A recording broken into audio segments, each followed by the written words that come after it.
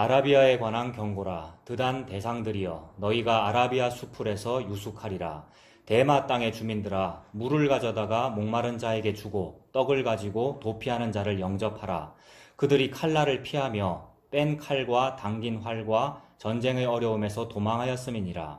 주께서 이같이 내게 이르시되 품꾼에 정한 기한같이 1년 내에 게달의 영광이 다 쇠멸하리니 게달 자손 중 활 가진 용사의 남은 수가 적으리라 하시니라. 이스라엘의 하나님 여호와의 말씀이니라. 아멘. 자, 오늘은 그 13절 바로 위에 13절 시작이 그러하네요. 어느 나라 이름이 나옵니까? 아라비아네요. 아라비아에 관한 경고라 했습니다. 이 아라비아라는 요 말을 통해서, 나라 이름이잖아요. 이 말을 통해서 어떻게 예수님을 말씀하시는지 그것을 살펴보겠습니다. 우리는 이미 예수님을 믿고 알고 있죠. 성경을 읽는다는 것이 성경의 주제가 예수님이고 그 예수님의 십자가를 저와 여러분에게 계시하시는 것, 그거라는 걸 이미 알고 있습니다. 그래서 오늘도 이 아라비아를 통해서 그렇게 하실 거라는 걸 우리가 전제로 합니다만은 실질적으로 어떠한가 한번 살펴보겠습니다. 자, 아라비아 이러면 우리 다 알죠? 사우디아라비아. 여러분 지도를 보면 옛날에 우리나라 중동에 뭐 일하러 가고 그랬죠. 저기 노동자들이 거기 아닙니까?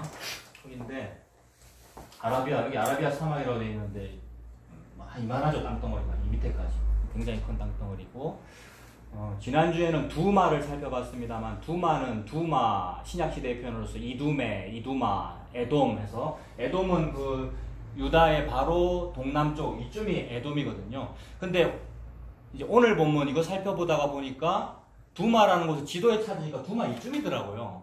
그러면 나의 설교가 틀렸는가? 틀렸습니다, 제 설교가. 근데 에돔의 영토가 여기까지 있었을 수도 있고 그때 다르니까. 그리고 정확한 것은 지난주 본문에 두마라는 도시가 에돔을 말하는 것은 확실합니다. 근데 제 생각에는 에돔은 이쯤인데 왜 두마라는 도시는 여기 있을까? 그게 이해는 안 되는데 그건 모르겠어요. 그건 학자들도 모르고. 아무튼 일단 지금 제가 그것을 언급해 드립니다. 두마라는 지명은 지도상 여기더라고요. 그러나 이 두마가 아라비아를 뜻하지는 않습니다. 어디 뜻한다고요, 두마가? 여기는 에돔을 뜻하고, 그리고 전체적으로는 에돔이든 암몬이든 블레셋이든 아라비아든 하나님은 지금 한 덩어리로 보고 계셔요. 어떤 한 덩어리? 죄다라는 거. 그리고 그 죄가 유다 너그는 다르다고 생각하는데 유다 너그나 다른 죄들이나 같다. 요 뉘앙스로 지금 하나님 말씀하시는 거죠. 아무튼 그런 상태에서 여기가 아라비아인데, 이 아라비아를 성경에서 찾아보면 나오겠죠. 혈통적으로 어디 있을까? 그럼 아라비아 치면 됩니다. 요새는 다 컴퓨터 시대니까. 그러면 족보가 다 나오는데 보면 이스마엘의 후손이더라고요. 그럼 거기서 이미지가 벌써 나오죠. 이스마엘 이러면 벌써 신약에서도 이스마엘, 하갈 이러면 율법 또는 율법주의, 하나님과 반대쪽, 하나님께서 택하신 쪽은 이삭, 요 계열로 일단 이미지화 할 수 있잖아요. 그럼 적대적이다 이렇게 볼 수 있고, 죄악이다 이제 일단 기본적으로 이렇게 볼 수 있습니다. 그리고 그 민족이 다 그렇진 않습니다만 오늘날 무슬림, 이슬람 이러면 일반적으로 이스마엘의 후손이죠. 이삭 말고 이스마엘의 후손. 그 후손 중에서 무함마드, 마호메트가 태어났고, 그 마호메트가 무슨 선지자로서 계시도 받고 승천하고 했던 곳이 메카, 메디나. 공장에 외국인 노동자들 이슬람 있으면은 하루 5번 기도한다 그러잖아요. 근데 메카, 메디나를 향해서 무슨 양탄자 깔고 기도하는 거 아닙니까? 거기가 한 요쯤이더라고, 지도상으로. 아라비아 땅덩어리에서 메카, 메디나. 아라비아라는 얘기입니다.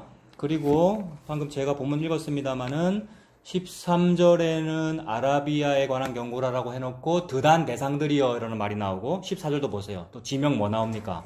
대마 나오고, 저 밑에 16, 17절에는요 게달이라는 말, 그러니까 드단, 대마, 게달이라는 말이 전부 아라비아 속에 있는 성읍들 이름이더라고요. 그래서 찾아봤어요. 드단은 요쯤이더라고요, 지도에서.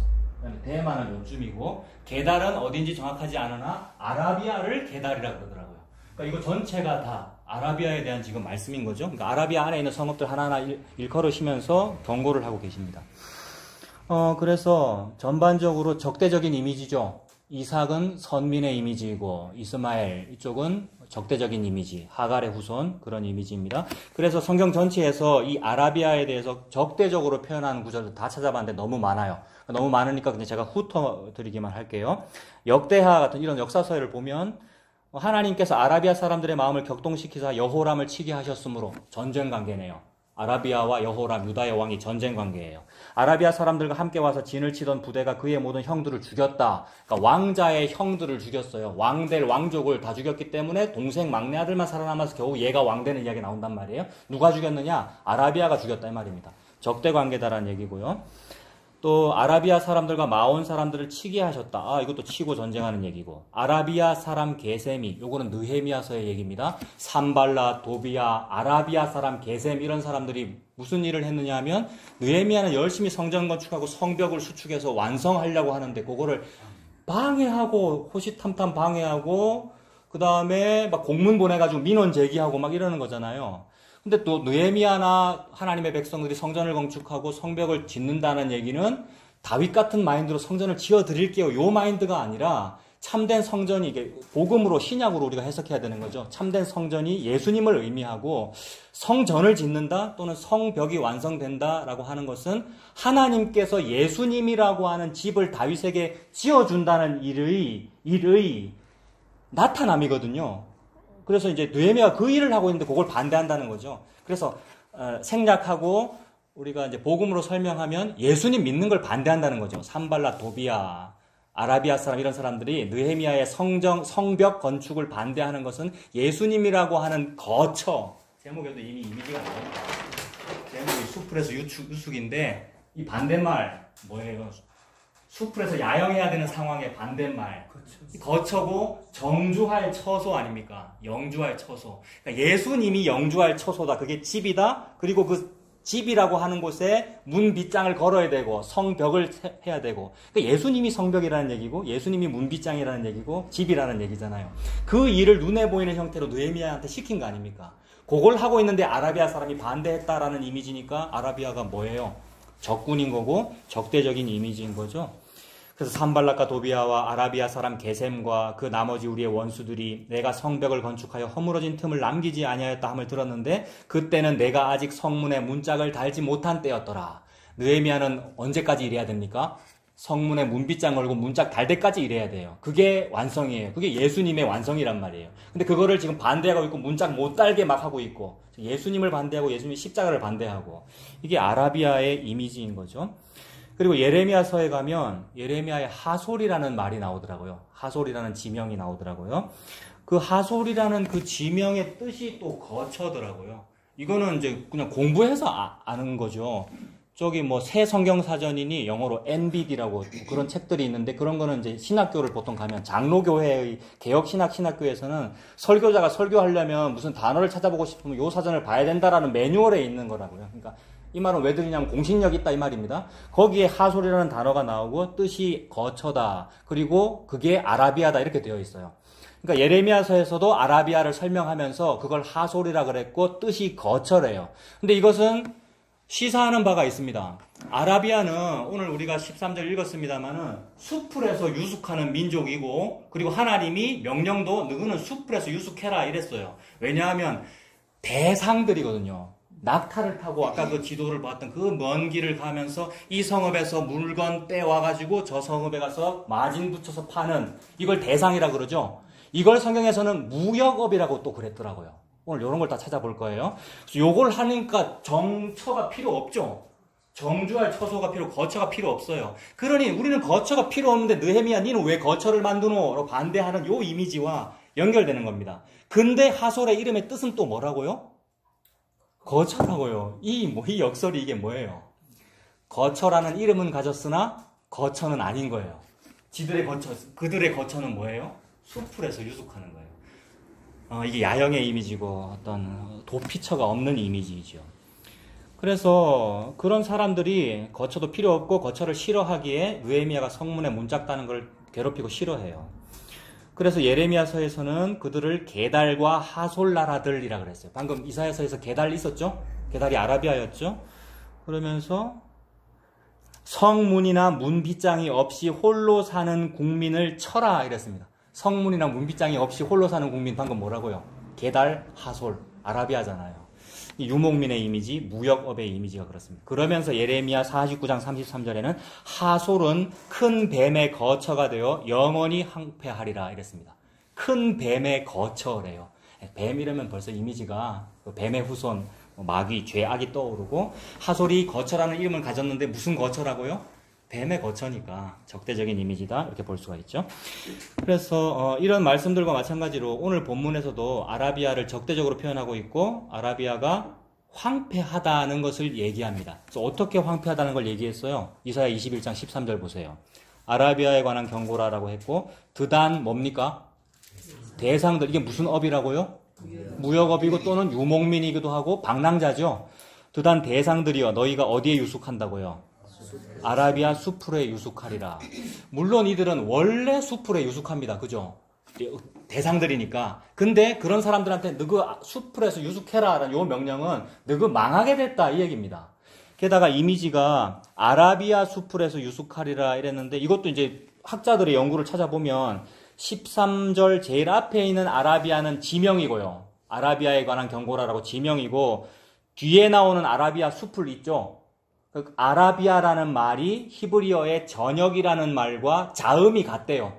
히브리어는 자음은 같은데 모음이 어떻게 붙느냐에 따라서 단어들이 달라지거든요.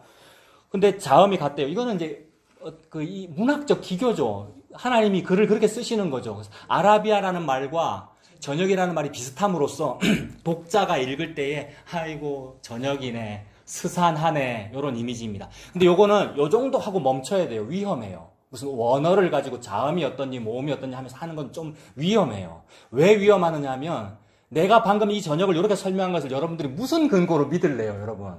나는 지금 저녁이 아이고 스산하네, 밤이 오네, 내가 이렇게 했습니다만 어떤 사람은 어머 저녁, 어머 고즈넉하다, 저녁 밥 짓는 연기가 올라온다 이럴 수도 있는 거잖아요.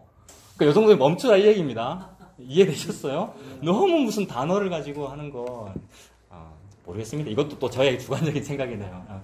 아니에요. 그냥 주님께서 느껴지게 해주시는 거 느끼면 되잖아요, 여러분. 말씀을 읽고 자기 상상으로 말고. 아무튼 이미지는 NBD 같은 저런 사전에서 그렇게 말하더라는 거예요. 저녁이라는 말과 아라비아 말 자음이 같다. 그렇다면 저녁이면 어느 사람이든지 집으로 돌아가는 시간입니다. 아까 장례식 찬송이 그거잖아요. 그리고 지난주 권사님도 말씀하셨는데 단풍이 드는 그거는 돌아갈 때, 그죠? 마지막 때 저녁이면 집을 생각해야 되고 거처를 생각해야 되는데 그 저녁에 수풀에서 유숙하리라 이 말입니다. 그럼 이게 황폐함의 이미지입니다. 그리고 그 황폐함을 원래 좋아하는 사람들이에요. 저녁이 되면 당연히 여관으로 안 가. 저녁이 되면 집으로 안 가 이 사람들은. 저녁이 되면 낙타와 함께 텐트 치고 사막에서 대상들이기 때문에 그러한 이미지입니다. 그리고 이제 수풀에 유숙하리라, 즉 정처가 없으리라는 이 말이 너희들에게 재난이 임했다라는 말입니다. 그리고 저녁이 왔다라는 말도 이제 끝났다는 거잖아요. 밤이 온다. 종말의 때다, 재난이 임했다. 그래서 어떠한 정해진 시기가 있는데 그 시기가 다 왔다라는 이미지가 됩니다. 저녁이니까. 물론 히브리인들의 시간 개념은 저녁이 되면 아침이 되니 뭐 첫째 날이나 이런 개념들이 있긴 합니다만은 이 어둠이라는 의미로서의 마지막 때다라는 의미라고요. 그 말은 종말 끝이라는 거잖아요. 그래서 16절을 잠깐 먼저 보면 품꾼의 정한 기한같이 1년 내에라는 말이 있습니까? 요거 품꾼의 정한 기한같이라는 말이 앞에서 읽은 적이 있어요. 이사야 16장 14절에도 품꾼의 정한 기한같이 3년이라 그랬어요. 그때는. 여기는 1년이라 그랬고. 이거 기한을 얘기하는 겁니다. 나중에 16절 볼 때 다시 보겠습니다. 그러니 기한이 있다? 저녁이 됐다? 끝나간다? 종말의 이미지라고요. 그걸 재난이라고 합니다. 자, 그 상황에서 재난을 당하니까 14절 대마 땅의 주민들아 물을 가져다가 목마른 자에게 주고 떡을 가지고 도피하는 자를 영접하라. 대마는 어디라 그랬습니까? 넓은 나라 이름으로 어느 나라입니까? 아라비아. 아까 위에 있는 드단은 어느 나라야? 아라비아. 다 아라비아예요 지금. 다 아라비아니까 아라비아가 다 망하는 저녁의 상태고 황폐 종말의 상태인데 그 아라비아 보고 또 뭐라 그러냐면 대마, 즉 아라비아 땅의 주민들아 물을 가져다가 목마른 자들에게 주고 떡을 가지고 도피하는 자를 영접하라 이랬지 않습니까? 재난의 상황이니까 재난당해서 도피하는 자를 도와줘라. 근데 도피하는 자가 자기예요. 아라비아가 아라비아한테 물을 주고 떡을 주고 좀 도와줘라라는 이미지입니다. 물 나왔고 떡 나왔고 도와준다는 이미지 나왔고 영접이라는 말 나왔어요. 또 이것도 주관적으로 이 단어들 나왔다라고 해서 막 그걸 가지고 해석을 하면 여러분 다 카톡 나누셨고 또 황 집사님이 알레고리 이야기도 하셨고 우리 이미 그런 얘기 많이 나눴잖아요. 성경에 나오는 어떤 단어를 가지고 이건 뭐다라고 풍요하여 과도히 해석하는 걸 알레고리라 그러거든요. 이건 기독교 역사 속에서 정통적으로 그건 이단스럽다라고 이미 다 얘기 다 해왔던 거예요. 근데 다 무익하진 않아요. 그리고 다 유익하지도 않아요. 알 수 없어요. 근데 말씀을 읽으면서 하나님께서 느끼게 해주시죠. 근데 그것이 저와 여러분들은 또 주관적으로 돼요. 목사도 주관적으로 그렇게 해석하고 지 말하기 편한 대로 말하고 싶거든요. 설교 1시간 할 때 말할 거리가 있으면 얼마나 좋겠어요. 그게 아니고 느껴보는 거죠. 그러려면 말씀들을 여기저기 찾아보면 되겠죠. 그 단어가 뭘까? 제 이 얘기 왜 하는 거 아시죠? 저기 야곱의 뭐라 그랬어요? 팥죽, 떡 이런 거에 대해서 그렇게 해석할 수 있어요. 붉다 이러면 십자가 생각나고 보혈이 생각나고 그다음에 떡 이러면 예수님의 생명의 양식 생각나고 그렇게 할 수 있으나 과도하게 하지는 말자. 그게 과도한 것이 그걸 알레고리라 하더라. 예. 그리고 이런 거는 무익하기도 하고 유익하기도 하고 그렇습니다.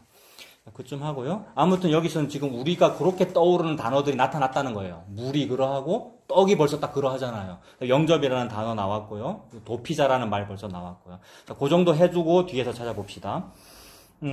그리고는 15절에 그들이 칼날을 피하며 뺀 칼과 당긴 활과 전쟁의 어려움에서 도망하였음이니라 이랬어요. 그럼 여기서 그들은 누굴까요?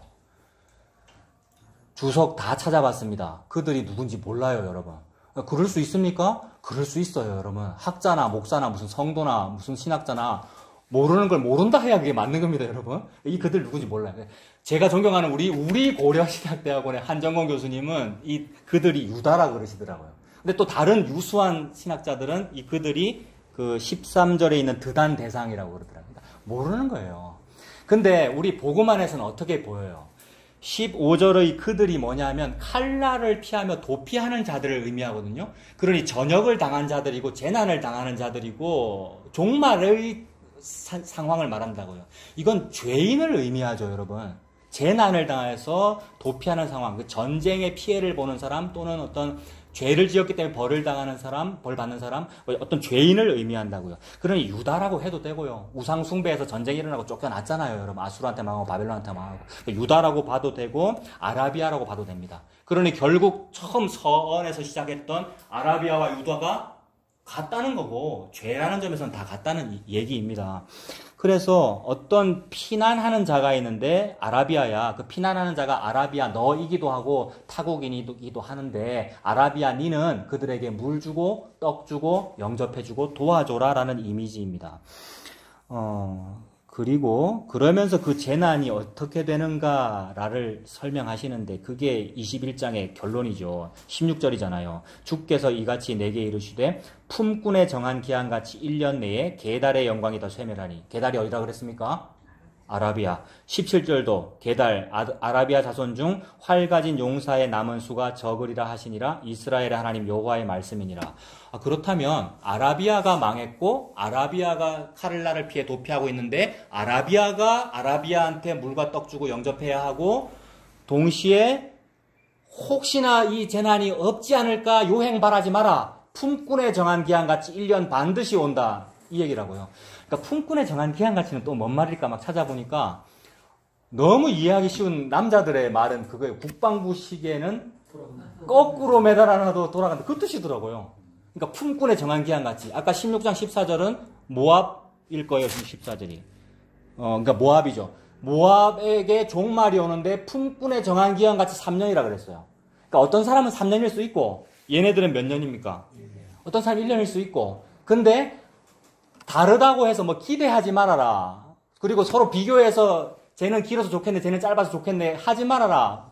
3년이나 1년이나 반드시 끝이 온다. 국방부식에 돌아가는 것처럼 이런 이미지라고요. 그러니까 품꾼에 정한 기한같이 그 세경 받을 어떤 결산의 날, 품꾼의 일 다 하고 나서 마지막에 이제 데나리온 받을 거 아니에요. 그 시간이 반드시 온다. 종말이 온다는 말이고 결산이 온다는 말이고 그 다음에 누가복음 16장하고 연결하면 불의한 청직이 회개할 날이 온다는 말이고 전부 종말의 이미지입니다.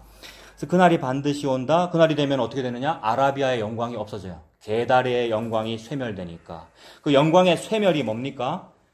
17절에 있는 활 가진 용사의 수가 어떻게 되는 게 쇠멸입니까?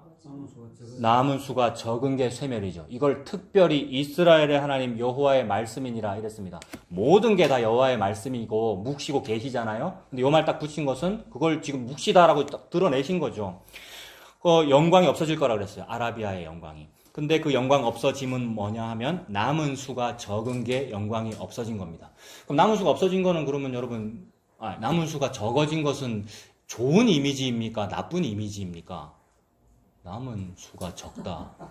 이거 세상 사람들 적극적 사고방식을 말할 때도 물컵에 물이 이만큼이나 있네. 어떤 사람은 또 뭐랍니까?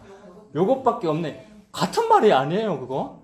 같은 말이에요. 근데 긍정적 사고방식, 그건 좋은 거예요. 그거 자꾸 그리 해야지, 우리 사람들이. 근데 이것도 좀 그런 이미지가 있어요. 남은 수가 적으리라라는 말은 황폐의 이미지, 패망의 이미지면서 동시에 하나도 없어야 됐는데 적으나마 있다는 것이니까 이건 놀라운 복입니다. 남은 수가 많은 걸 복이라 그러는 게 이 세상이거든요. 근데 하나님께서 말씀하시는 복은 남은 수가 심히 적은데 있기는 있어. 요걸 보고 복이라 그러셔요. 그래서 이사야는 이러한 역설적인 것을 깨닫고 요걸 말하려고 그러는데 말할 수는 없는 상태를 말해요. 그래서 앞뒤가 안 맞는 걸 말한다고요. 그래서 이사야 6장이에요. 말을 하기는 하는데 네가 말을 하기는 하는데 듣기는 들어도 깨닫지 못하게 말하고 보기는 보아도 알지 못하도록 말해라의 그런 형태라고요. 그게 뭐냐 하면 좋은 건데 안 좋은 거라 이 말입니다. 이만큼 있는 건데 이게 긍정적인 것도 되고 부정적인 것도 되고, 그럼 좋은 건데 안 좋은 거면 심판과 구원이고요. 심판인데 구원이고요. 심판인데 구원의 이미지는 십자가로 설명되는 거죠. 이스라엘 하나님 여호와의 말씀이니라라는 것은 예수님의 십자가를 이렇게 말씀하시는 거죠. 그래서 남은 수가 적다는 것은 너무 큰 재난을 당했다는 말임과 동시에 너무 큰 복을 받았다는 말입니다. 지금 이거 유다에 대한 얘기입니까? 아라비아에 대한 얘기입니까? 이거 지금 오늘 본문에서 아라비아에 대한 얘기인데 이사야 시작할 때 유다 보고 이렇게 얘기했어요, 여러분. 이사야 시작할 때. 한번 보세요. 이사야 제일 앞부분에. 이사야 1장 1절과 2절 누구한테 하는 말입니까? 유다한테 하는 말이죠. 1절이 벌써 유다와 예루살렘에 관하여 본 계시라 이랬고 1장 2절에 하늘이여 들으라 땅이여 보아라 이거 했더 누구한테 이 말 하는 겁니까? 유다는 안 듣는다 이러면서 유다에 대해서 지금 이 말 하는 거란 말이에요. 그러면서 결론이 1장 9절 만군의 여호와께서 우리를 위하여 생존자를 조금 남겨두지 아니하셨더라면 우리가 소돔 같고 고모라 같았었으리로다. 이게 구원이에요, 심판이에요, 여러분. 두 개가 동시에 일어난 거잖아요. 그리고 그걸 우리의 용어로 구원받았다라고 하는 거죠. 이걸 보고 복받았다고 그런단 말이에요. 소돔 고모라 같이 되는 것, 즉 무적행의 상태, 그게 저주라고 하는데 없어진 거, 유황불이 나타나가지고 저주받은 거. 근데 조금 남겨뒀기 때문에 우리가 소돔이 안 되고 고모라가 안 됐네요. 내가 소돔과 고모라인데 유다는 자기가 소돔과 고모라입니다, 여러분. 유다가 소돔과 고모라인지 우리가 어떻게 알죠? 바로 다음 절 10절 1장 10절 너희 소돔의 관원들아 여호와의 말씀 들어라. 너희 고모라의 백성들아. 누구한테 지금 하는 말입니까? 유다한테. 유다가 소돔과 고모라 맞아요. 근데 그들에게 소돔과 고모라 아니라고 그러시는 거잖아요. 조금 남겨둔 거. 그러니 이것이 심판과 구원의 이미지입니다. 다시 21장으로 돌아가서요. 그러니 지금 하나님께서 제가 처음에 여러분 말씀드린 게 아라비아라는 말을 가지고 예수님을 어떻게 표현하실까 우리 보자 그랬는데 여기도 역시 예수님 십자가 말씀하시는 거죠. 아라비아라는 말을 통해서 저녁이다 종말이다라고 했는데 영광이 황폐해지는 것은 심판과 구원이 동시에 나타나는 형태, 용사의 수가 적다라는 것으로 나타나더라는 겁니다. 자, 이렇게 한 문단을 우리가 살펴봤어요. 이런 구절들을 다 종합을 하면은 어떤 백성이 있는데 그 백성의 생업이 뭡니까? 대상, 무역업이었어요. 장사라고도 해도 되고, 대상이다, 낙타 타고 다니는 대상, 무역업이다, 이렇게 하면 되고요. 그리고 유목민이라고 해도 됩니다. 그런 사람들이 있는데, 노지에서 야영을 하고, 그 다음에 떡을 주고받기도 하고, 영접이라는 단어도 나오고 하는 그런 상황이었단 말입니다. 그러면 요거 하나하나 찾아보면 되죠. 무역업을 한번 보면, 에스겔 봅시다. 구약 1192페이지. 1192페이지. 에스겔 27장입니다.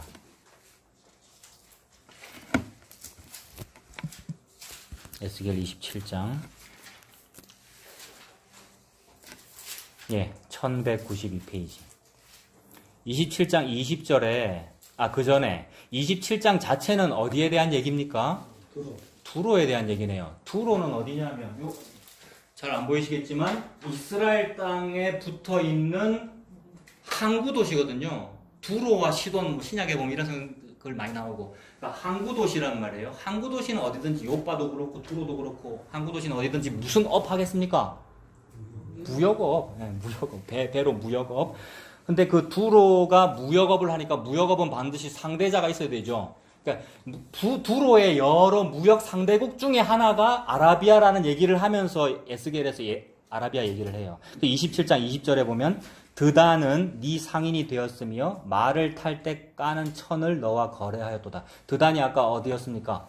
이사야에서 아라비아였죠. 그러니까 아라비아가 두로의 무역 상대국이 되어서 상품은 뭐예요? 20절에 말 안장이겠네요. 21절 아라비아와 게달의 모든 고관은 네 손 아래, 즉 두로의 손 아래 무역 상대국 상인이 되어 어린 양과 순양과 염소들 그것으로 너와 거래하였도다. 그런데 26절로 가보세요. 그 앞에는 뭐 25절 다시스의 배가 나오고, 그러니까 배니까 무역업의 어떤 뭡니까? 무역선이잖아요. 26절 네 사공이 너를 인도하여 큰 물에 이르게 하며 동풍이 바다 한가운데서 너를 무찔러도다. 네 재물과 상품과 바꾼 물건과 네 사공과 선장과 네 배의 틈을 막는 자와 네 상인과 네 가운데에 있는 모든 용사와 내 가운데에 있는 모든 무리가 네가 패망하는 날에 다 바다 한가운데에 빠질 것이며 이랬습니다. 무역업을 하는데 옛날에 뭐 비행기도 없고 배가 가장 큰 어떤 무역선이었을 건데, 근데 물론 아라비아는 내륙에 있는 이 큰 반도에 있는 거니까 낙타 타고 육로로 했을 것입니다만은 상징적으로 무역이라면 배 타고 멀리 가는 그 이미지로 지금 두로가 항구 도시니까 그렇게 지금 설명을 하고 계시면서 무역선이 물에 빠지는 걸 얘기를 했단 말이에요. 무역선이 좋은 상품을 들고 물에 안 빠지고 상대국에 가서 잘 해서 이윤을 남기고자 하는 것이 인간의 생각이거든요. 그래서 들으라 부한자들아, 우리가 어느 도시에 가서 두로에 가서 아라비아에 가서 이렇게 마진을 남겨서 이윤을 남기리라 하는 자들아, 야고보서에서 그랬잖아요. 그렇게 하고 싶은데 뭐가 일어난 겁니까? 지금 바다에서 막 재앙이 일어나서 바닷물에 빠진다는 얘기잖아요. 그렇다면 여러분 우리가 뭐를 해야 됩니까? 이런 재난이 일어나니까 하나님이 이 재난도 다 하나님께서 다 주관하시는 것이고, 그래서 품꾼의 정한기한 같이 3년 안에 재난이 일어난다, 1년 안에 재난이 일어난다라는 이미지란 말이에요. 그렇다면 재난을 대비해서 무역선 그 배에 보험도 들어놔야 되고 화재 해상보험 들어야 되잖아요. 여러분 지금 그 이미지 맞습니다. 그런 어떤 좀 세속적이고 속세의 방법이죠. 그거 해야 되잖아요, 우리가. 그런 이미지예요. 그러니 지금 이 무역업자는 당연히 지혜를 내가지고 재난이 일어나니까 아이고 배에다 보험도 좀 들어야 되겠고 이렇게 다 한단 말입니다. 그래서 그 이미지에서 전도서로 한번 가보겠습니다. 958페이지 전도서 11장 958페이지 전도서 11장.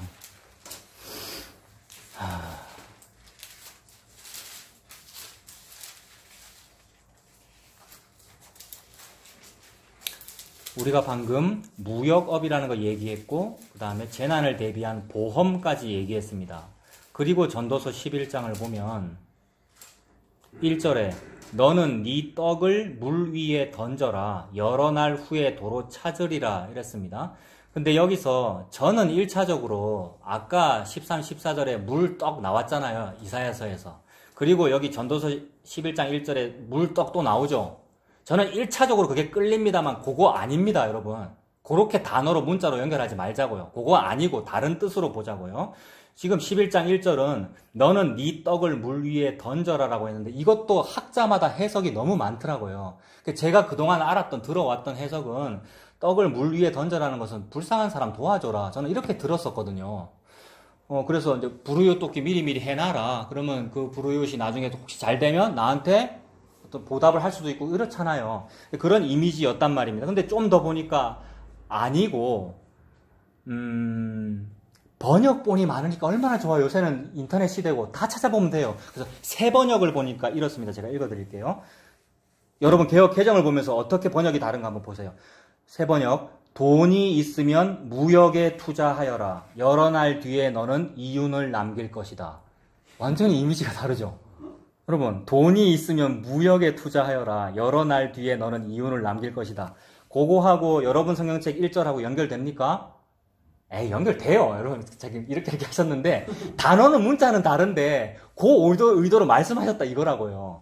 그러니까, 떡이라고 하는 느그나라의 특산품, 최상품 어떤 물건을 외국에 팔려면 배에도 선적을 해야 되고, 물 위에 띄워라. 물 위에 띄워라, 던져라, 여러 날 후에 도로 찾으라. 여러 날 후에 뭘 도로 찾겠습니까? 마진을 도로 찾겠죠. 이윤을. 이제 그런 의미라는 거예요. 그리고는 2절 보면, 전도서 11장 2절 여러 번 성경책으로 보면 7에게나 8에게 나눠줄지어다 무슨 재앙이 땅에 임하는지 네가 알지 못함이니라. 이런 단어들 때문에 앞으로 무슨 일이 있을지 네가 모른다. 그러니까 미리미리 불쌍한 사람한테 떡도 좀 주고 이렇게 해석이 됐단 말이에요. 근데 그렇게 해도 의미는 연결돼요. 그리고 앞으로 무슨 일이 있을지 모른다. 무슨 일이 있을지 모릅니까? 무역업자에게는. 배가 파손할 수 있는 얘기 아까 했잖아요. 그런 일이 있을 수 있고, 게다가 하나님도 품꾼의 정한같이 어떤 나라는 3년, 어떤 나라는 1년 이랬단 말입니다. 결산한 날이 올지도 몰라. 무슨 일이 있을지 몰라. 미리미리 보험 들어놔야지. 그 이미지라고요, 지금. 그래서 미리미리 떡을 좀 던지기도 하고, 불쌍한 사람들 주기도 하고, 물과 떡으로 누구를 영접하기도 하고, 이렇게 되면 이사야서하고 연결되죠. 이사야서에서 재난당한 사람한테 물과 떡으로 미리미리 영접해놓고, 이러면 이 사람이 나중에 내가 쫓겨날 때에 나를 좀 영접해 줄지도 몰라라는 어떤 이런 이미지들과 연결되는 거란 말입니다. 자. 그래서 그 전도서 11장 2절에 7에게 8에게 나눠줄지어다. 요거를 조금 더 보면 재난을 대비해서 무역업 등 어떤 투자를 하려면 한 군데에 다 투자하지 말고 7, 8부로 나눠서 분산 투자하는 게 좋다라는 거죠. 여기 지금 무슨 증권사 그거 똑같죠, 여러분? 투자 성향, 투자, 이게 제가 가이드 해드린 거하고 똑같잖아요. 그러니까 투자를 할 때는 한 곳에 이렇게 올인하지 말고 7이나 8부로 나눠서 하는 게 좋다. 그러니까 이런 모든 얘기가 다 뭐냐 하면 앞으로 어떤 큰 일이 오는데 전무후무한 어떤 큰 일이 올 건데 그것에 대비해서 지혜가 있으면 좀 지혜를 내봐봐. 어찌 그래, 아닌 것도 생명되지 못할 것을 위해서 은을 달아주고 있니? 좀 지혜를 내고 7, 8에게 나누는 어떤 그런 일을 좀 해야 될 거 아니야? 라고 1차적으로는 된단 말이에요. 그러니까 대비하라는 얘기죠, 이거는. 그래서 재난을 대비하여 무역업을 하든지 투자를 하려면 분산 투자가 좋다라고 되니까 누가복음 16장에 불의한 청지기하고도 연결이 된다고요. 우리 카톡으로도 조금 나누고 했잖아요. 계속 그걸 이제 계속 머리에 염두에 두게 되고 요걸 읽고 하니까 그 연결이 되더라고요. 여러분도 그렇게 한번 연결시켜 보셔요. 누가복음 16장에 불의한 청지기도 그거잖아요. 채무자들한테 미리미리 친절을 베풀어 둬라. 그러면 네가 해고당했을 때에 그들이 너를 어디로 영접하는 겁니까? 제목에 이미 다 지금 벌써 힌트들이 나와 있어요. 누가복음 16장에는 영주할 처소라고 되어 있어요. 그게 영주할 처소가 정주할 처소잖아요. 정주, 거처. 이게 수풀에서 유숙한다는 그 아라비아의 반대 개념이고요. 그런 이미지하고 일단 여러분 연결을 해 놓으십시오. 자, 그러고 나서 전도서 11장 5절로 가보세요. 5절과 6절 같은 거는 이건 뭔 말인지 몰라요. 그 위에 있는 3절과 4절도 뭔 말인지 몰라요. 모호해요. 이런 모호한 이미지는 욥기하고도 비슷해요. 여러분, 욥기에서 하나님이 욥 보고 네 천지 창조가 뭔지 알아? 뭐 이런 식의 모호함, 우리가 모르는 어떤 그러한 거, 그런 거예요. 그래서 전도서 11장 5절도 바람의 길이 어떠함과 아이벤 자의 태에서 뼈가 어떻게 자라는지를 네가 알지 못함 같이 만사를 성취하시는 하나님의 일을 네가 알지 못하느니라. 너는 아침에 씨를 뿌리고 저녁에도 손을 놓지 말아라. 이것이 잘 될는지 저것이 잘 될는지 혹 둘이 다 잘 됐는지 알지 못함이니라. 그랬어요. 그때가 언제인지도 알지 못하고요. 품꾼의 정한기한 같이 1년 그때가 언제인지 모르고 또 어떤 재난이 이렇게 올지 저렇게 올지 알지 못하니까 7이나 8부로 나누기도 해야 되겠고 무역업도 좀 해야 되겠고 근데 그게 뭔지 너는 알지 못한다는 이런 이미지에서 아까 말씀드린 그 야고보서가 떠오릅니다, 여러분. 야고보서 4장 13절에 어느 도시에 가서 이렇게 장사하여 이윤을 보리라 하는 자들아, 내가 이렇게 하면 반드시 이윤을 봐. 이 무역선은 반드시 그 항구에 도착해. 라고 우리는 떵떵거리지만 아니더라는 거예요. 파선을 하기도 하고 부도가 나기도 하고 그런 얘기잖아요. 그러니까 하나님께서 하시는 일은 그러하다는 겁니다. 이거 찾아봅시다. 야고보 4장 13절. 신약 374페이지. 그래서 우리가 종교를 가지는 이유는 요거 안 하고 싶어서 그러는 거죠, 여러분. 요런 거 잘 모르고 싶지 않고 잘 알고 싶은 거잖아. 내 배가 반드시 저 항구에 도착한다고 확신을 가지고 싶어서 종교를 만들었고 종교를 우리가 귀의를 하는 건데 하나님은 그거 아니래요. 파선하기도 하고 안 하기도 하는데 니는 모른대요. 우리가 알지 못함이니라. 전도서에서 그랬어요. 그래서 야고보 4장 13절에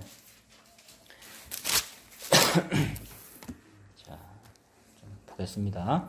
4장 13절 들어라 너희 중에 말하기를 오늘이나 내일이나 우리가 어떤 도시에 가서 거기서 1년을 머물며 장사하여 이익을 보리라 하는 자들아. 요거하고 드단 대상들하고 연결하면 되겠습니까?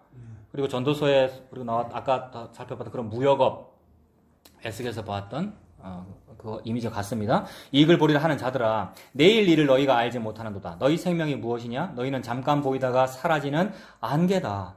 너희가 도리어 말을 할 거면 주의 뜻이면 우리가 살기도 하고 이것이나 저것을 하리라 할 것이거늘 이제도 너희가 허탄한 자랑을 하니 그러한 자랑은 다 악한 것이다 이랬습니다. 그러니까 뭐가 허탄한 자랑이겠습니까? 무역업자에게는 뭐가 허탄한 자랑이겠습니까? 내 배는 절대 파손하지 않는다. 내 낙타는 절대 반드시 이 사막을 건너가고 그리고 나는 숲에서 유숙해도 나는 안 망한다. 정주할 처소 따위 나는 필요 없이도 나는 잘 살 수 있어. 뭐 이런 것들이 허탄한 자랑이죠. 너희가 허탄한 자랑을 하니 이런 것들은 다 악한 것이다. 이런 허탄한 자랑을 하면서 그들이 쌓은 것이 부고 그게 재물입니다. 그래서 그런 의미로 예수님은 바리새인들 보고 돈을 사랑한대요. 여러분 예수님이 바리새인들 보고 돈을 사랑한다 그랬거든요. 바리새인들 돈 안 사랑합니다. 여러분 잘 생각해 보십시오. 저와 여러분들이 그동안 신앙생활 한 걸 살펴봐도 돈 사랑했나 우리 그동안 우리가 헌금 막 11조 하는 것만 봐도 돈을 사랑하면 11조 못해요. 아까워서. 근데 바리새인 서기관들 율법학자 11조 어떻게 하죠?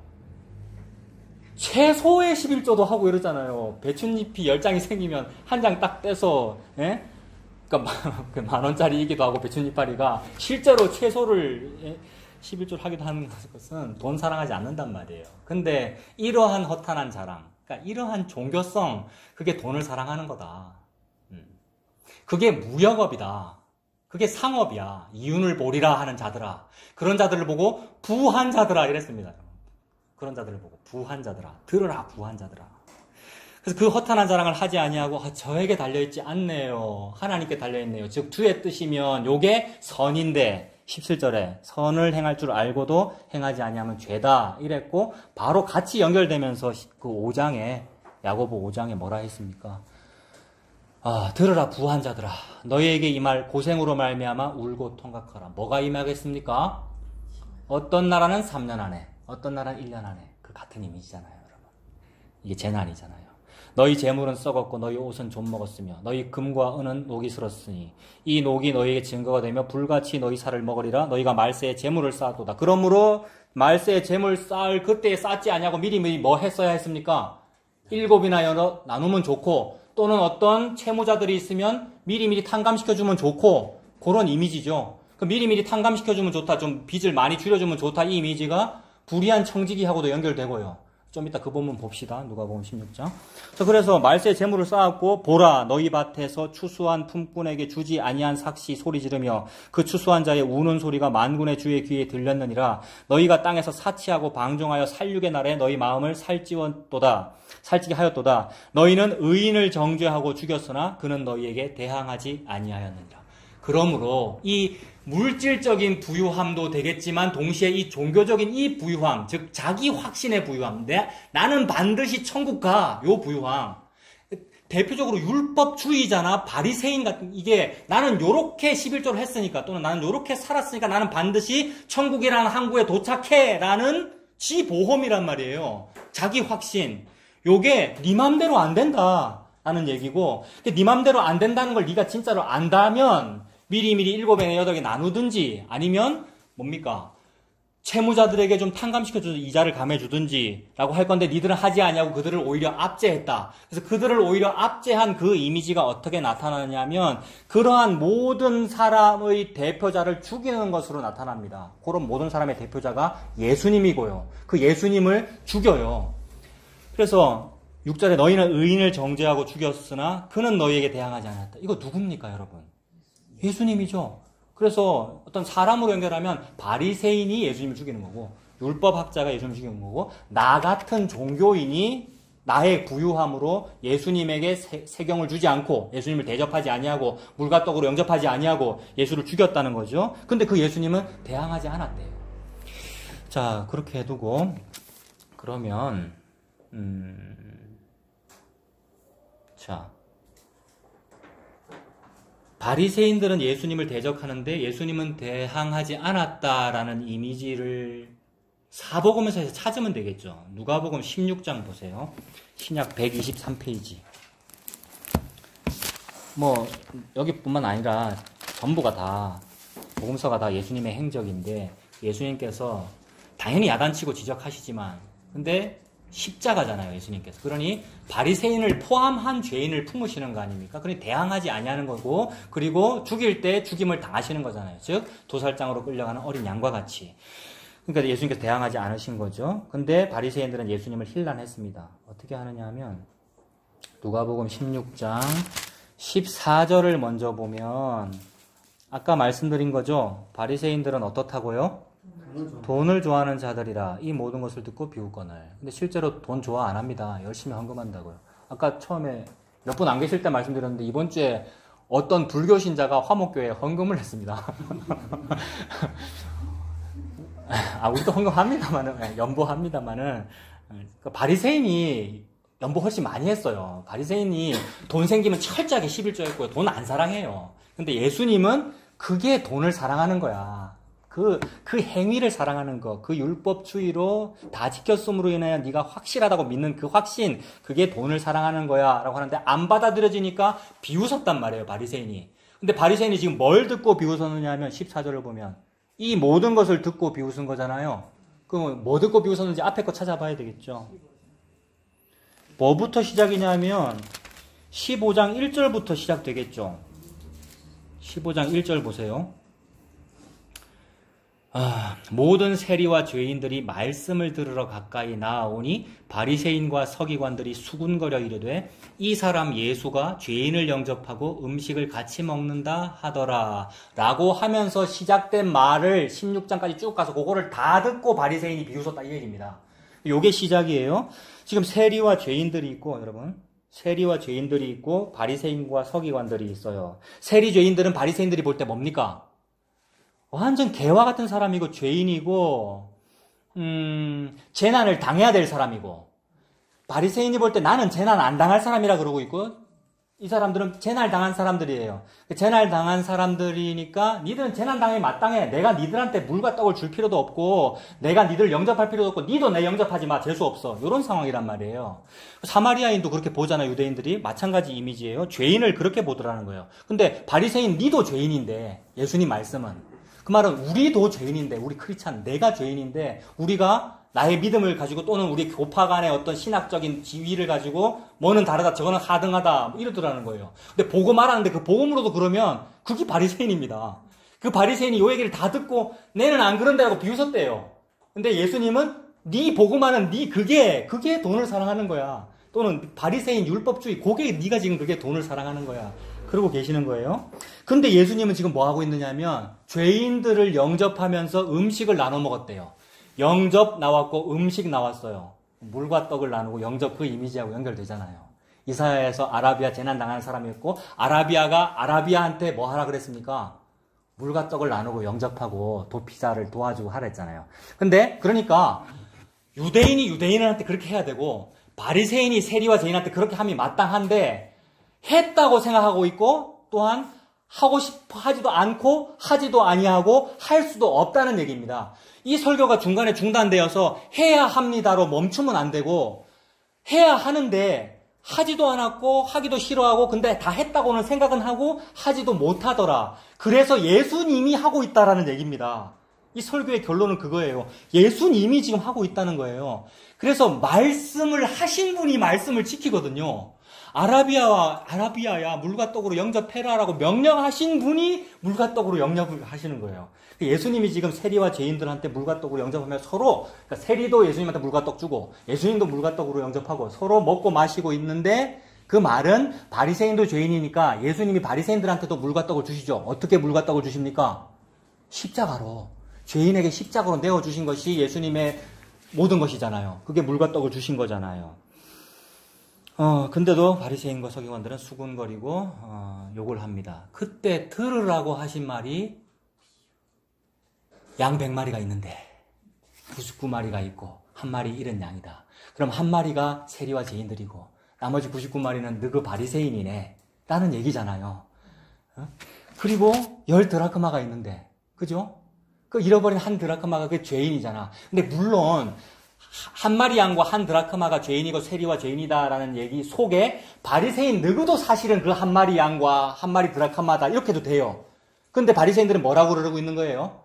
우리는 그 비유에 아예 해당이 안 됩니다. 우리는 논외입니다. 그걸 보고 누구는 돈을 사랑한다 이러시는 거죠. 그들 들으라고 계속 지금 하는 것이고, 이것이 야고보서에 가서는 들으라 부한 자들아 이랬습니다. 말세에 재물을 쌓았다 이랬고, 니들이 지금 무역업을 하면서 돈을 벌겠다고 하고 있구나. 그들의 무역업은 뭡니까? 바리새인들의 무역업, 바리새인들의 삶이라는 건 뭐냐 하면 종교, 여러분. 종교적 확신. 그거 아니라는 거예요. 그러면서 10드라크마 비유까지 하고 나서 15장 11절에 제일 앞에 무슨 말이 붙어 있습니까? 또라는 말이 붙어 있으니까 계속 하는 말이죠. 누구 들으라고? 바리새인 들으라고 하는 말이니까. 또라고 하면서 한 아버지에게 두 아들이 있는데 탕자 배우잖아요. 그렇다면 죄인들이 탕자다. 근데 바리새인 누구도 사실은 탕자고, 탕자를 내가 지금 찾아와서 십자가로 너희를 물과떡으로 영접하는 것인데 니들은 지금 첫째 아들인 상태고, 그리고 아니면 아예 그 논외라고 생각하면서 팔짱 끼고 비웃고 있구나의 이미지잖아요. 바리새인들 들으라고 하는 말이죠. 이게 근데 지금 아라비아 얘기하다 이 얘기 왜 합니까?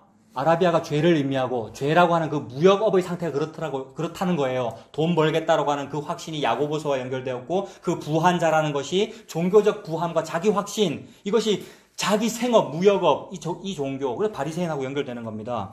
그러면서 탕자 비유까지 다 했고, 그러면서 난해한 비유, 너무 난해한 비유, 16장으로 연결돼요, 여러분. 누가복음 16장. 누가복음 16장은 불의한 청지기 비유인데, 이건 저의 막 숙제입니다. 이건 막 해석이 안 돼서. 우리 서동의 화목교회에서도 우리 그때 막 얘기 나눴고 여러 가지 해석들 다 했는데, 돌아보면 다 맞아요, 여러분. 여러 해석들 했고 주석들 다 봤는데 다 맞다고 저는 그렇게 생각합니다. 다 맞아요. 어떻게 해도 되고, 카톡으로 나눴는데 그러면 지 맘대로 해석해도 됩니까? 이 말이 아니라 예수님이 해석을 다 해주셔서 너무 고맙게도 이 우리 동생 놈들이 지 맘대로 해도 괜찮을 정도로 예수님이 다 하셨더라. 그래서 우리는 예수님이 다 하신 그 그늘에 들어가면 되더라의 뜻으로 저는 괜찮다 이렇게 보는 겁니다. 근데 그 괜찮다고 우리가 했던 여러 가지 해석들 다 모아 한번 보세요. 오늘 16장 1절에 보면 아까 저 앞에서 또라고 했잖아요. 근데 16장 1절도 또한이죠. 그러니까 이거는 계속 같은 주제로 말씀하신다는 거죠. 근데 이번에는 바리새인들한테 하는 게 아닌 것 같아요. 16장 1절을 보면. 누구한테 합니까? 제자들에게. 근데 바리새인들이 듣고 있어요, 여러분. 그 말은 예수님이 바리새인들한테 하는 겁니다. 제자들한테 하는 거지만 바리새인들한테 하는 거예요. 그걸 어떻게 알아요? 바리새인들이 들었다는 걸 어떻게 압니까? 16장 14절이잖아요. 아까 봤잖아요. 바리새인들 돈을 사랑하는 자들이라 이 모든 것을 듣고 비웃는다. 그러니까 또라고 하고 있는 문단을 다 듣고 있는 거예요. 안 듣는 척 하면서, 듣기 싫어하는 척 하면서. 들린 거죠. 이런 건 은혜입니다. 들린 거는. 자, 제가 듣고 있어요. 그들에게 얘기하기를. 자, 그들에게 얘기한 것이 불의한 청지기 비유잖아요. 자, 어떤 부자에게 청지기가 있는데, 그 청지기가 주인의 소유를 낭비한다는 말이 주인에게 들렸어요. 청지기라는 말은 피고용인이잖아요, 여러분. 품꾼. 그러니까 주인이 얼마간의 삭스를 주겠다고 약속하고 또는 그 기간도 약속을 하고 일을 시킨 겁니다.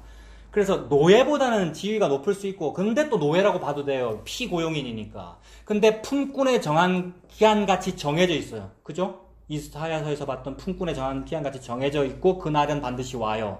근데 이 청지기가 일을 성실하게 안 하는 것으로 알았어요, 주인이. 그래서 너 결산해라. 그게 뭐예요? 품꾼의 정한 기한같이 마지막에 왔다. 재난의 상황이네요. 지금 청지기가 재난을 당하게 될 때가 됐어요. 그래서 우짜고 내 해고당하면은 빌어먹자니 부끄럽고 땅을 파자니 힘이 없다. 4절 내가 할 일을 알았도다. 이렇게 하면 직분을 빼앗긴 후에 사람들이 나를 자기 집으로 영접하리라. 집으로 영접한다는 개념이 요 개념하고 연결되고요.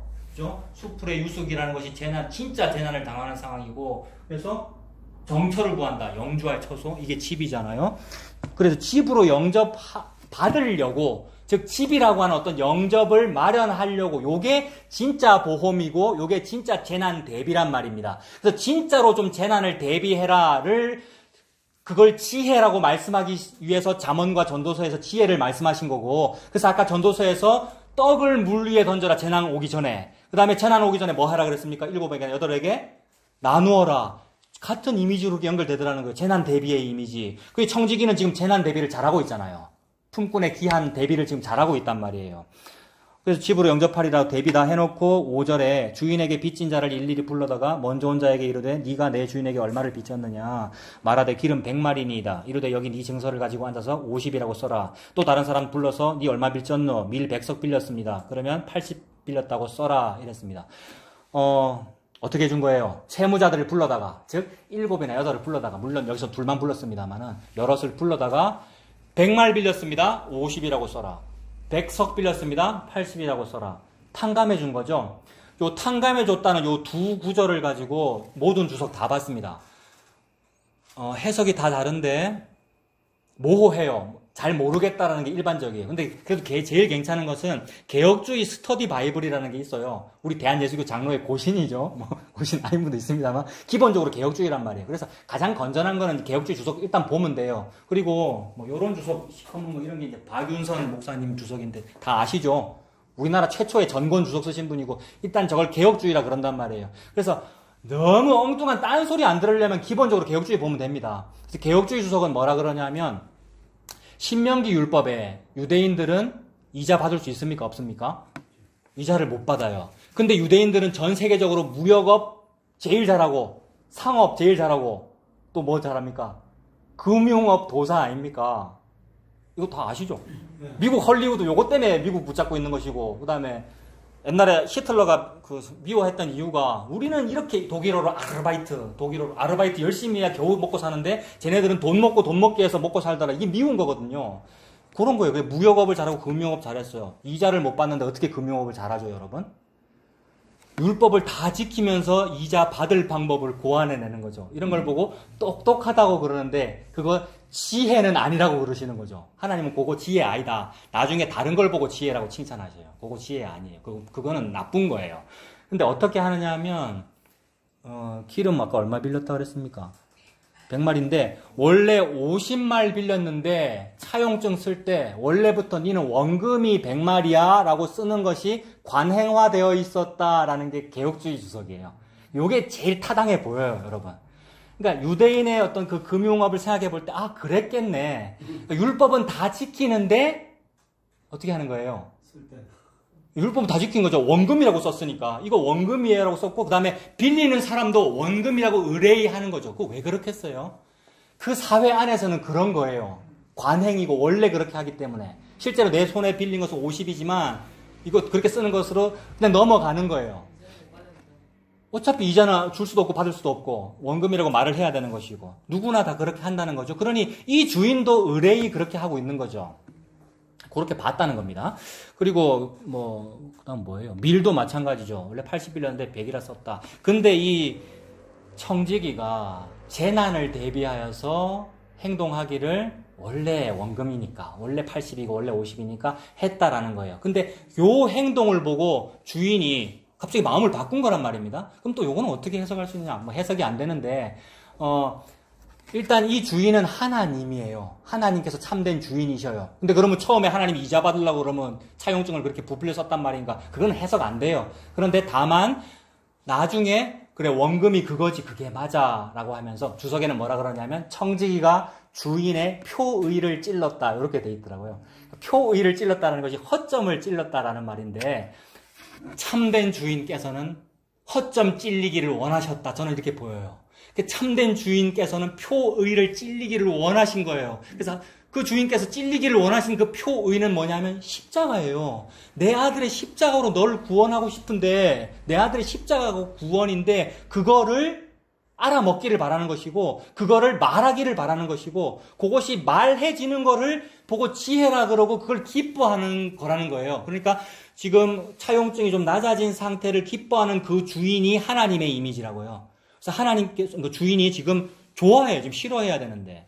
좋아하면서 8절에 주인이 이 옳지 않은 청지기가 이를 지혜 있게 하였으므로 칭찬하였으니 이 세대의 아들들이 자기 시대에 있어서는 빛의 아들들보다 더 지혜로움이니라. 이 세대의 아들들은 어떤 사람 금융업도 하고 뭐 보험을 들기도 하고 미래를 대비해서 대책을 잘 마련하는 여러 가지 일들이 있는 것이 약삭빠르게 잘 하잖아요. 근데 진짜 믿음의 세계에도 진짜로 물을 떡 위에 띄우기도 하고 진짜로 7의 여덟에 나눠주면서 대책을 세우는 그런 일이 있어야 되는데, 즉 예수님 십자가 믿는 그 믿음, 그것이 진짜 대책인데 세상 사람의 보험 드는 것만큼도 너희들은 안 하더라. 그 뜻으로 이 세대의 아들들이 자기 시대에 있어서는 빛의 아들들보다 더 지혜롭다라고 하면서 이 청지기가 한 사람들이 볼 때는 불의하게 보이는 이 일이 그게 진짜 지혜다라고 지금 이렇게 말했다는 거예요. 근데 지혜다라고 했고 예수님이 일부러 이 비유를 들어서 바리새인과 제자들 듣는데 일부러 들으라고 말씀하셨고 지혜라고 했으면 지혜는 복음과 동의어잖아요, 여러분. 지혜는 복음과 동의어입니다. 그러면서 동시에 9절에 8절까지는 예수님의 비유고요. 그죠? 9절에는 내가라고 했으니까 예수님의 육성으로 자기가 말씀하시는 거죠. 그러니까 예수님이 내가 너희에게 말하노니 불의의 제물로 친구를 사겨라. 그리하면 그 제물이 없어질 때에 그들이 너희를 영주할 처소로 영접하리라 이랬습니다. 비유 속에 등장하는 불의한 청지기가 아까 집과 영접이라는 말을 했다고 예수님이 얘기했는데 그것을 예수님이 지금 받아서 내가 너희한테 지금 말하는데 불의의 제물로 친구 사겨둬. 이거 뭐예요? 이게 떡을 물 위에 던져라. 그 다음에 이사야서에 물과 떡으로 누구를 피난한 자를 영접해라는 것 같은 이미지이고 7에게 내가 미리미리 좀 나눠놔라라는 말과 같은 이미지인데 결론 먼저 말씀드리면 이렇게 해라라는 그 말이 너도 가서 이와 같이 하라라는 착한 사마리아 사람의 그 비유와 연결되지 아니합니다. 무슨 말이냐면 너도 같이 이와 같이 하라라고 했으나 하지 않아요. 독자들은요. 여기서도 이렇게 하라 했으나 바리새인들은 하지 않아요. 그건 무슨 말입니까, 여러분? 해라 했는데 하지 않는데 이 말은 또 뭔 말입니까? 하라 하신 그분이 요거를 한단 말이죠. 그래서 너도 가서 이와 같이 하라라고 했던 그 사마리아 사람의 비유에서 예수님이 자기도 가서 이와 같이 했다는 말이죠. 그러니까 예수님이 착한 사마리아 사람이란 얘기고 여기서도 예수님이 불의의 제물로 친구를 사귄다는 말이죠. 예수님이 불의한 청지기가 돼요. 불의한 제물로 친구를 사귀었대요. 친구가 누구냐 하면 마귀 자식입니다. 친구가. 벨리알 같은 사람. 우리들. 결코 예수님의 친구가 될 수 없고 예수님의 신부가 될 수 없는 자에게 불의의 제물로 친구를 사귀고 있는데 이것을 보고 표의가 찔리신 분이 아버지 하나님이셔요. 주인이셔요. 주인께서 청지기 자기 아들 품꾼의 정한 기한같이 오는 재난 십자가입니다. 품꾼의 정한 기한같이 오는 재난은 십자가입니다. 그게 전무후무한 재난이고 재앙을 예수님이 당하는 거죠. 그래서 결산의 때를 준비해라. 네 해고 당한다. 십자가죠. 엘리 라마 사박단이고. 그래서 근데 그걸 보고 기뻐하셔요. 표의를 찔리신 그 마음에 들었다 이 말이죠. 그래서 그래서 영주할 처소로 영접하리라. 그러니까 그 빚진 자들이 영주할 처소를 예수님에게 주는 것이고 예수님이 영주할 처소를 그들에게 죄인에게 우리에게 주는 것입니다. 그러니 우리가 그의 거처가 되고 그가 우리의 거처가 되는 것이고요. 이게 수풀에서 유숙하는 반대 이미지이고요. 요 모든 얘기를 듣고 지금 바리새인들이 마지막 문단은 제자들하고 얘기했는데 옆에서 다 듣고 돈을 사랑하기 때문에 비웃는다 이랬습니다. 그러니까 진짜로 돈 사랑하는 거 맞죠? 바리새인들이 고개 돈을 사랑하는 거란 말이에요. 자, 그래서 요거 방금 말씀드린 걸 정리를 하겠습니다. 자,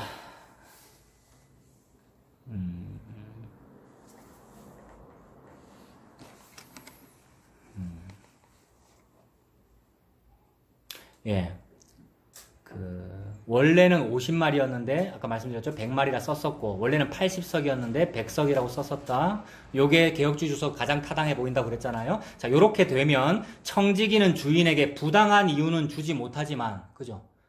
부당한 이유는 주지 못하지만 정당한 원금은 돌려주는 것이며 동시에 해고된 뒤에 자기도 영주할 처소를 보장받게 된다. 그러니까 재난에 대한 대비가 됐고 주인의 마음도 흡족하게 했죠. 왜냐하면 부당한 이유는 못 주는 것이니까 율법 지킨 게 되고 게다가 원금은 손해 안 보게 했으니까 주인도 흡족하다. 이렇게 됐다는 거예요.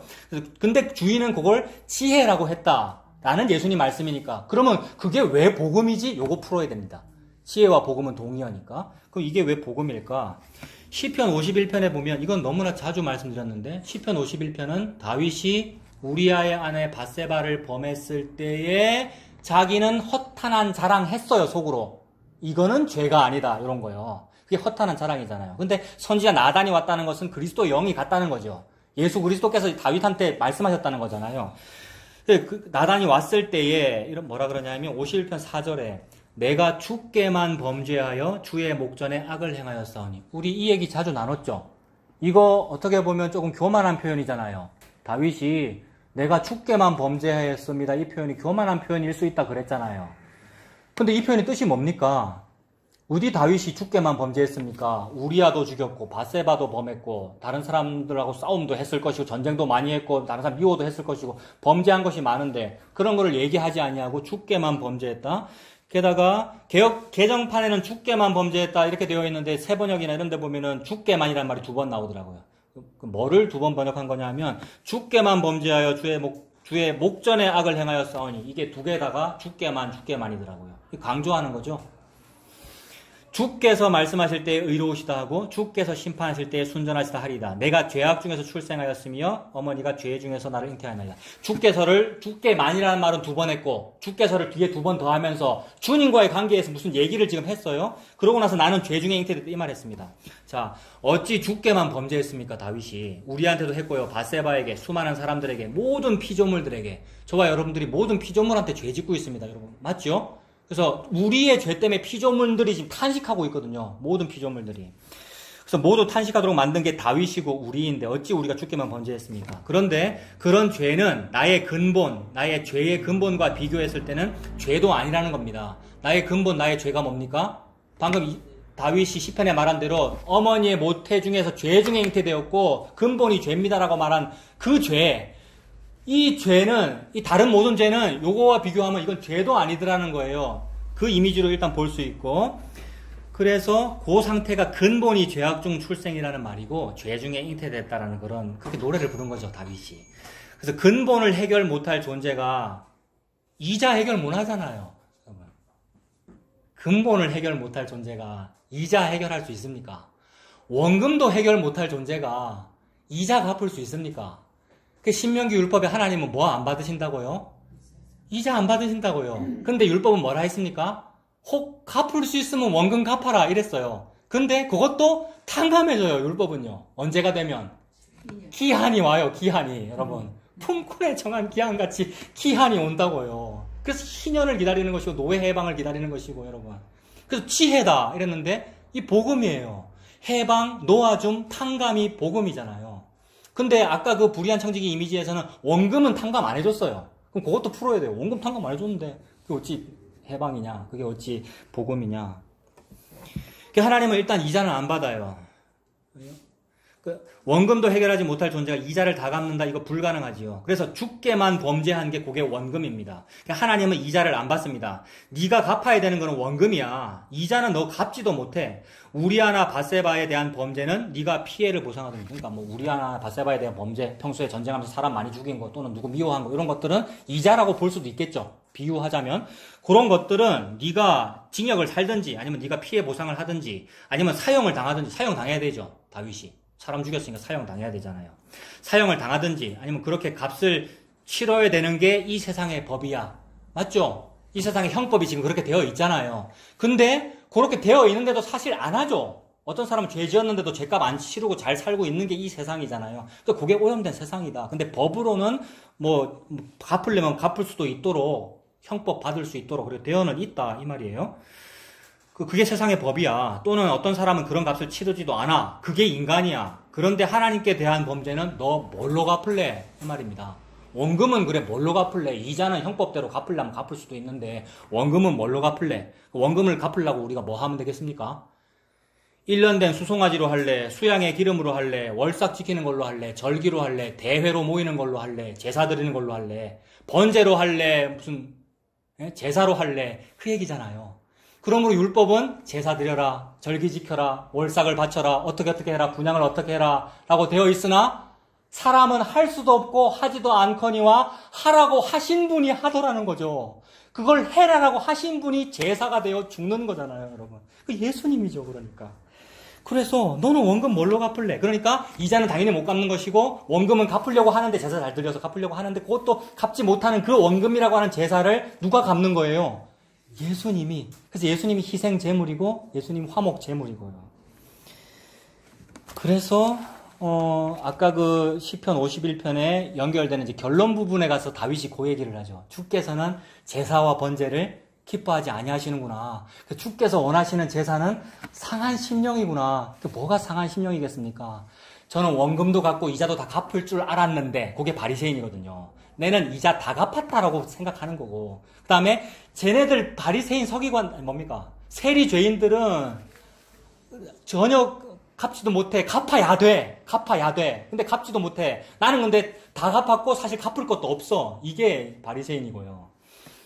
근데 예수님이 그걸 다 갚더라는 겁니다. 그게 상한 심령이죠. 저는 못 갚는군요. 이자 당연히 못 갚고요. 원금도 못 갚는군요. 이게 상한 심령입니다. 하나님이여 상하고 통회하는 마음을 주께서 멸시하지 아니하시리다.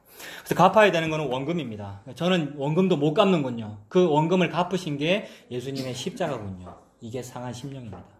이것이 100말이 아니라 50말이라는 말이고요. 100석이 아니라 80석입니다. 이자를 다 갚았고 다 갚을 수 있으며 다 갚아야 한다고 말하는 사람, 이게 뭐겠습니까? 예수님 당시에는 바리새인, 내 다 갚았다 또는 다 갚을 수 있다 뭐 이렇게 말하는 사람, 이게 바리새인이고요. 다른 말로는 행위주의라 하고 율법주의라 하고 성화주의라고 하고요. 여러분, 성화된다, 이자 갚아야 된다, 거룩해져야 된다, 내가 할 수 있다 또는 다 했다라는 거. 그래서 세리와 죄인을 무시합니다. 그게 돈을 사랑하는 겁니다. 실제로 돈 사랑 안 하죠. 성화주의를 하고 이제 돈 사랑 안 하잖아요. 열심히 연보하고 뭡니까? 열심히 11조 많이 했을 거 아니에요. 근데 그게 돈을 사랑하는 거래요. 그래서 세리와 죄인을 무시해요. 그러나 정작 그 바리새인도 이자는커녕 원금도 못 갚습니다. 그래서 사람의 경건이나 사람의 성화나 행위나 율법주의나 바리새인의 신앙이나 요거는 구원이 아닌 거죠. 이것을 방금 이 구원이 아닌 거, 이것을 사도 바울이 아라비아의 신의 산이라고 했더라고요. 여러분, 오늘 이사야서 여기서부터 여기까지가 아라비아에 대한 얘기였잖아요. 근데 사도 바울이 갈라디아서에 가서 요 아라비아 얘기를 하는데 신의 산 얘기하면서 아라비아의 신의 산이라고 그랬더라고요. 찾아봅시다. 그 갈라디아 4장 신약 306페이지. 갈라디아 4장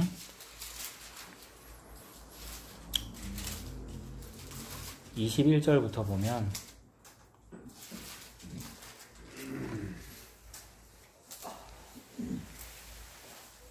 자, 다시 한번 확인하고 싶은데요, 여러분. 그래서 바리새인 너희들 또는 율법주의자 너희들이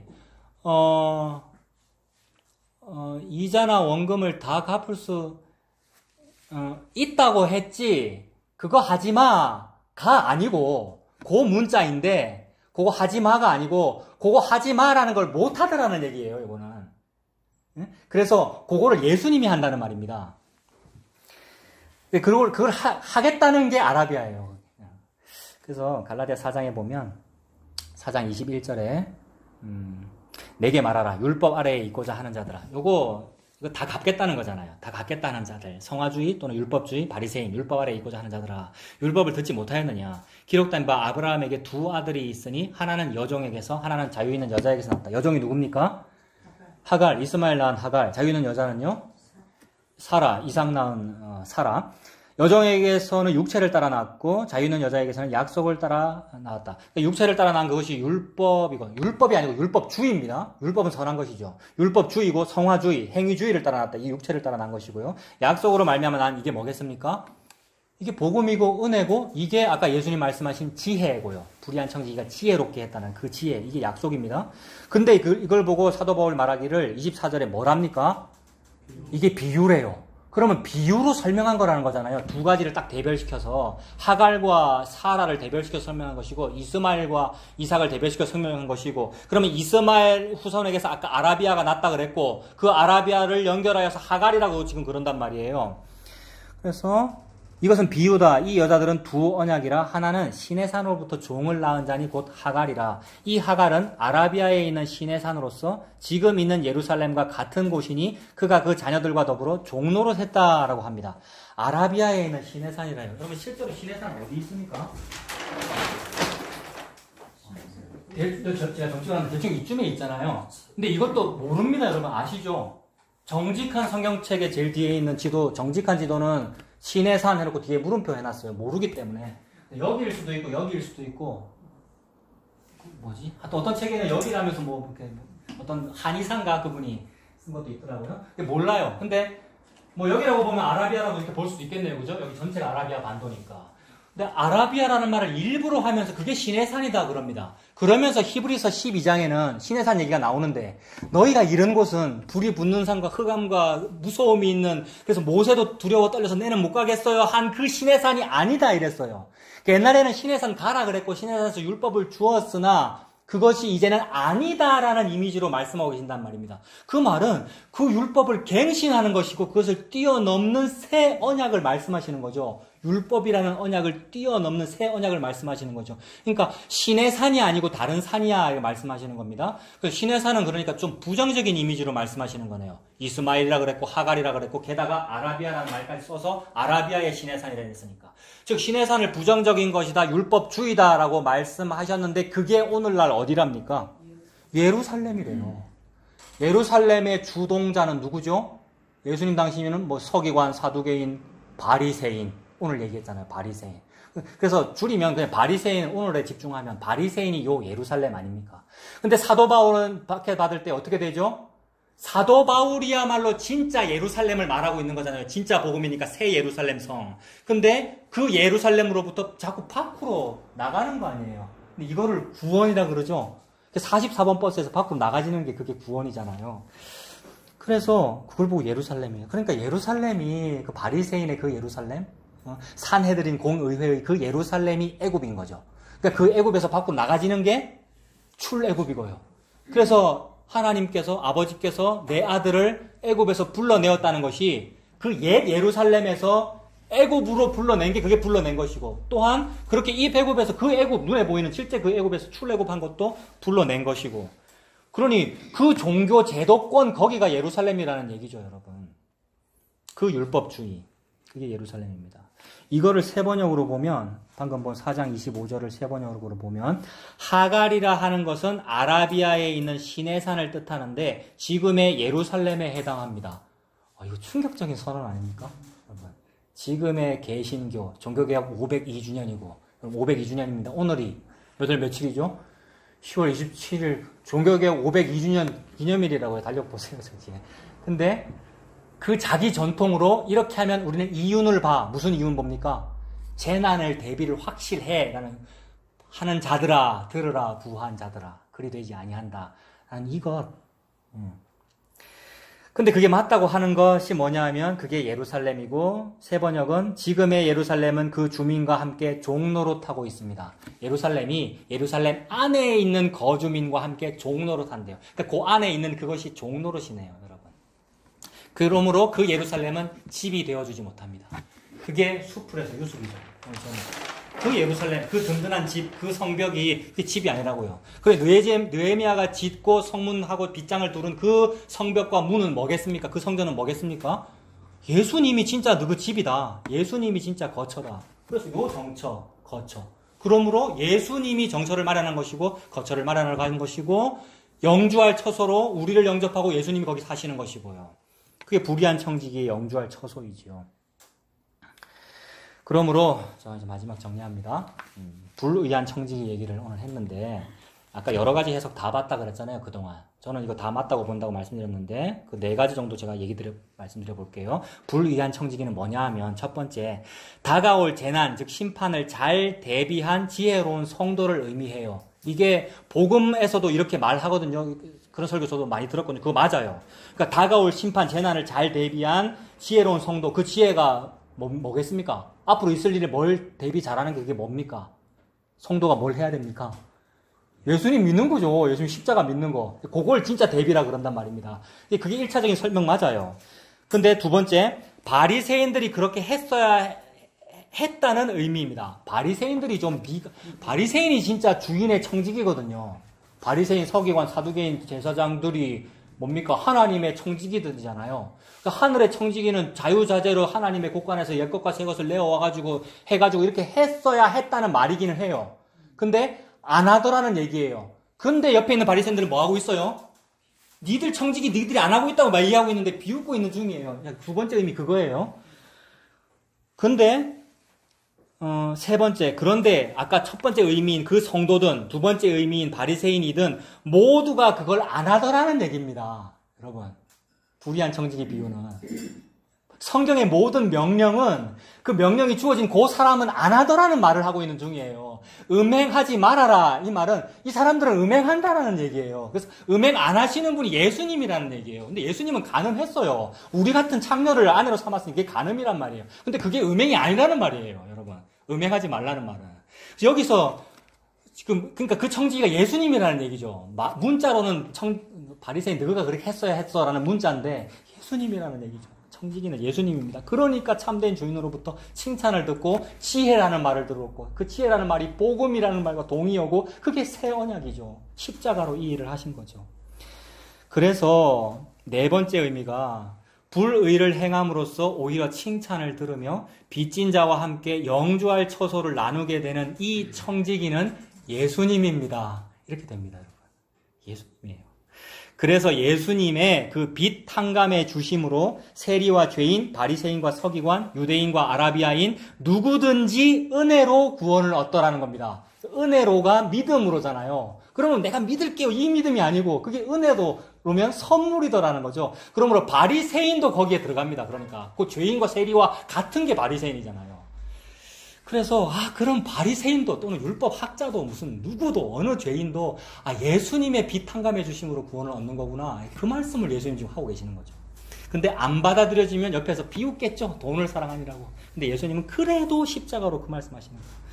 그러면 아까 원래 시작의 주제는 아라비아인이었잖아요, 여러분. 그러면 아라비아도 예수님의 은혜로 구원받는다 그랬는데 아라비아 사람 구원받았습니까? 사우디 아라비아 사람, 여러분? 당연히 그 중에도 예수 믿는 사람이 있겠죠. 이렇게 보면 되는데 말씀에서 찾으면 오순절 성령강림 때, 오순절 성령강림 때 우리는 애굽 사람이고 여기 사람이고 저기 사람이고 그레네 사람이고 아라비아 사람인데 하나님의 큰일 말함을 듣는도다 이러잖아요, 여러분. 그러니까 문자적으로도 이게 찾아지더라는 겁니다. 아라비아라는 글자가. 물론 여기서 아라비아인인데 라는 이 표현은 혈통이 유대인이겠죠. 유대인 디아스포라니까. 그러나 사도행전에 이르기를 누가가 기록하기를 유대인과 유대교에 입교한 자들이 그레데인과 어디와 아라비아인가 이랬단 말이에요. 그러니까 아라비아 본토 사람도 있고 아라비아에 사는 유대인도 있고 이렇게 했죠. 그러니 아라비아 사람도 구원 얻는다, 이 말이 뭡니까? 나 같은 율법주의자, 나 같은 들으라 부유한 자들아의 그 부유한 나도, 부유한 자는 천국에 못 들어갈 만한데 낙타가 바늘귀에 들어가는 것처럼 어려운데 인간은 안 되는데 하나님은 하시더라의 그 일, 하나님 하시는 그 일이 뭡니까? 십자가로 구원하더라는 그 일이니까 이 청지기가 예수님이다라는 말입니다. 예수님이 청지기고 나를 그렇게 섬기시더라는 말이죠. 그러므로 그 예수님이 하신다는 요 말을 딱 그 말씀 하나 딱 읽고 이제 마칠게요. 예수님이 하신다, 그게 뭐냐 하면 이번 주에 제 동생이 큐티를 하거든요, 여러분. 왜 하느냐 하면 이제 자랑으로 해요, 자랑으로. 또 엄마한테도 엄마, 권사님, 내가 큐티합니다 이러면서 그러니까 안심시켜 주려고. 그다음에 형이 목사라고 이제 형 이거 무슨 뜻이야라고 묻는데 자기는 이렇게 해석했다는 거예요.